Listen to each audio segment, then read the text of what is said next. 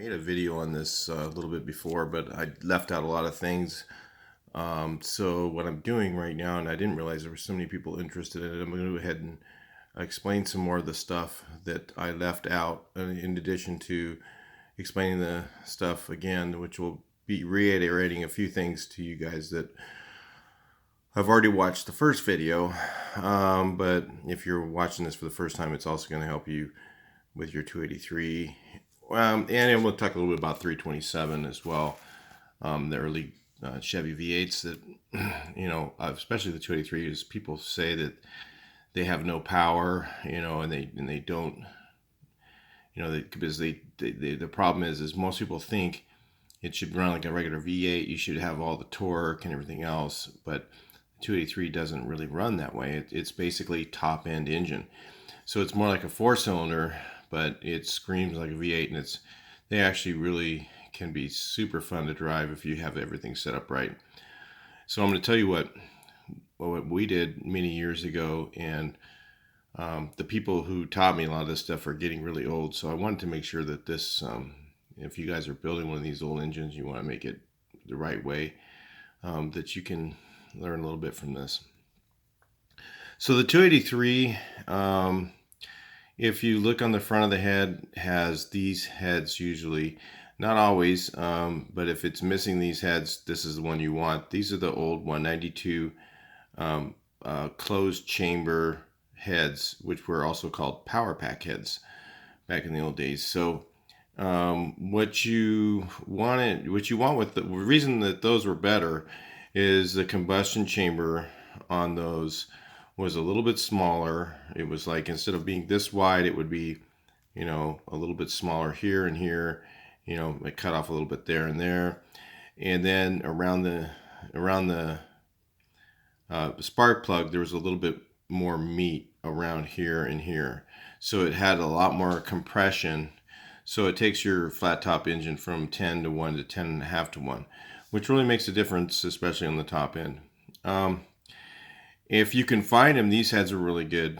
The double hump, which everybody wants these, but I think that they'll work on the 283. I believe the 283 was a large bore short stroke engine.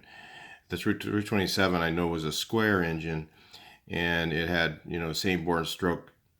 So it kind of was a really nice engine to build too, because it had pretty good top end, but it also had pretty good torque. And really like that engine. I had a 327 in one of my old 55 Chevy trucks. It just ran like a banshee, and it had these heads on it, so flat top pistons, and I believe we were running about 411 gears in that, but it was a real heavy vehicle. It was a panel truck, so 57 panel truck. So back when they were a little more popular than they are now. I think it'd be worth a pretty good sized chunk of money now. But anyway, this if you're running the 283, most of them have a intake manifold that looks like this right here. It has 2 primary, 2 secondary,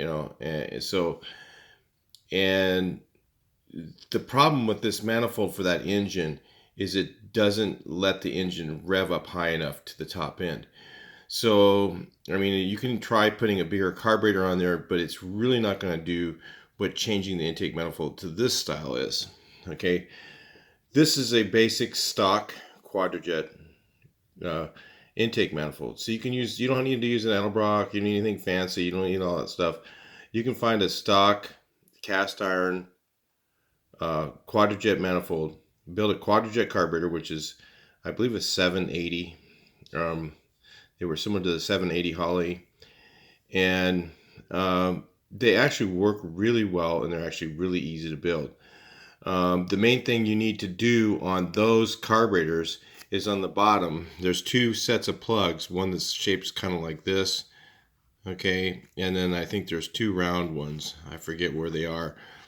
And you need to take J&B weld and seal those, because they always leak. And once you get rid of those leaks, that carburetor is really good. Because what's nice with the 283 is these are vacuum actuated secondaries. So it'll take whatever it needs. And and believe it or not, this engine will actually suck that whole 780 CFM when it hits top end, especially when you get revved up over 5,000 RPMs. It really comes alive between 5 and 7,000 or something like that. I don't know exactly the top end. We usually would run until they float the valves, which I'm going to go over in a second. There's a thing to do on the valves too. So the other thing is on the carburetor, you want to take out, this is the rod set. There's this thing that looks like this, at the top of it looks like this, and it has a little, I think it's just a slotted screw. And then when you pull that out, these are the rods. The original rods look like, some of the original rods look like this. You want the ones that look more like this. They're narrow and long, and these will give you more fuel at the top end, when it's revving up, so it won't lean out. But you definitely don't want it to do that. I mean, you might have more power when it's lean sometimes, but having it leaned out would actually be a problem. When you're revved up really high, you get really hot, lean, that could be an issue. So, I'm not telling you to rev your motor up to 7,000 RPMs. That's up to you, but I did it all the time. We revved this engine up maybe even higher than that with no balancing, no rods, no no built rods. It was all stock, flat top pistons, stock pistons, GM pistons.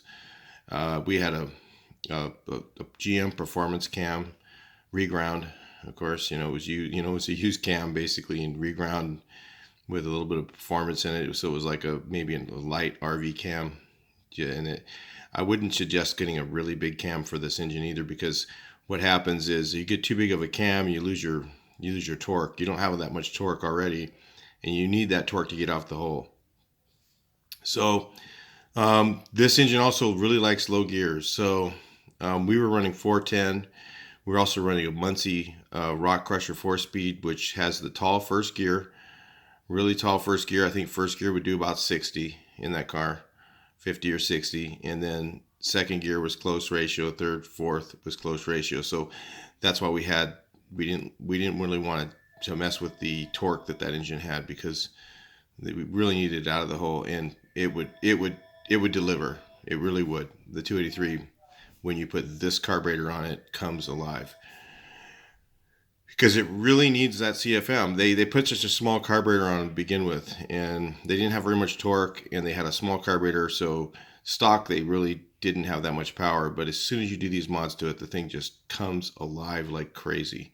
I mean, literally, in the El Camino that this car was in, a 64 El Camino, when you hit the secondaries in the carburetor, whoever was in the car, if they didn't know what this car was like, their head would hit the back window. That's how powerful it was. It was just scary. As soon as you hit that gas, it would just, as soon as you pumped, you hit that pedal, and it would stutter just a little bit when it hit the secondary, and then it would just, bam, just unload on you. And it would just be hauling ass, and you'd be shifting gears and going 100 miles an hour, and literally the car would beat 400 small blocks. I mean, did it all the time. So you don't have to have inches to have power. You really need top end. I've always wanted to build another one of these, and I never really could.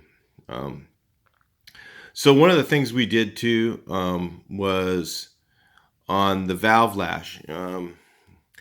Normally, I think it's, and I don't quote me on this because I don't really remember totally. I'm going by memory. But the valves, what we would do is run, when we would take the valve covers off, readjust the valves at, instead of running them, you run it, you loosen them up, right, and then you go ahead and tighten them up to till there's no play, and because they're hydraulic lifters, and then you would normally turn them 3/4 of a turn, and we would only go a quarter turn. And what that did, it kept the lifters pumped up a little higher, and then that would give you a little more top end.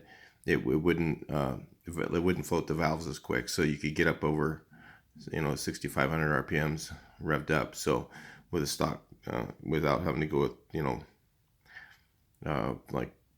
performance stuff, like what's it called, valve springs, or any of that stuff, or roller cams or anything like that. We just used to do it that way, and that worked fine, even with the stock timing chain and everything. So, in fact, but one of the other things we did was to keep it running on pump fuel was because one of the things you run into with this thing is 10.5 to 1 is kind of pushing it with the old school compression or combustion chambers, and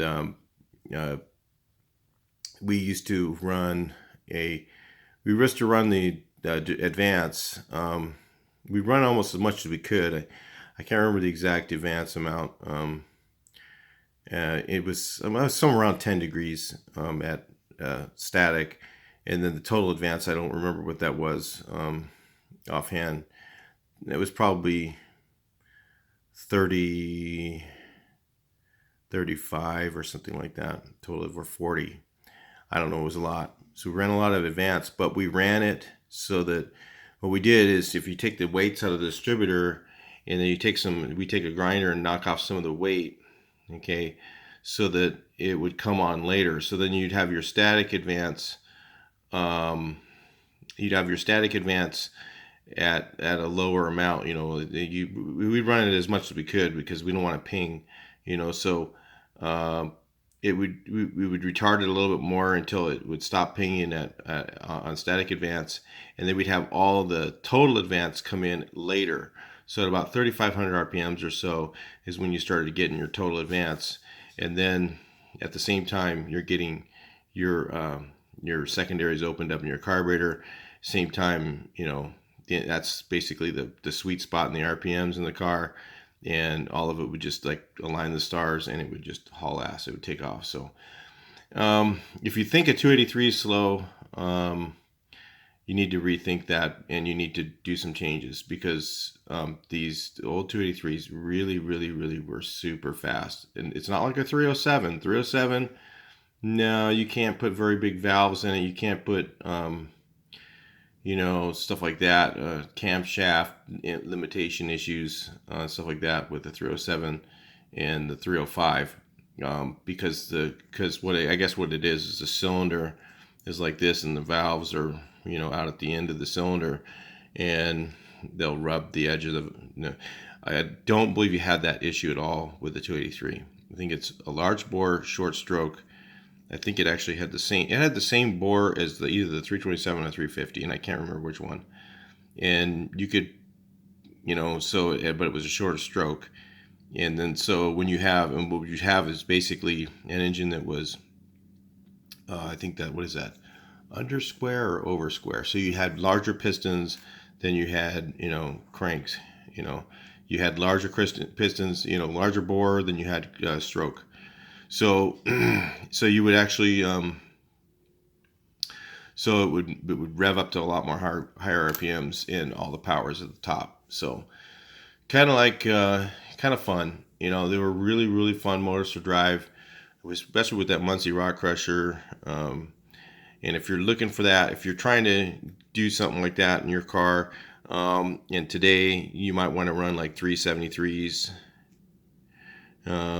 It came out, that works out probably pretty good. And then if you're running an automatic, see the TH700R has a really short first gear, so that'll get you into the top end really early, and probably second's pretty short too. In that, I can't remember the gear ratios in that thing, but I think you'd probably end up with a 373, and TH700R would be pretty fun too. I'm not going to say that it would be nearly as fun as the Muncie Rock Crusher in the 410. That was just ripping fun. That was super fast. It was exhilarating, man. I always wanted to build another one like that, but never could. So anyway, if you're playing with your 283, give those things a shot.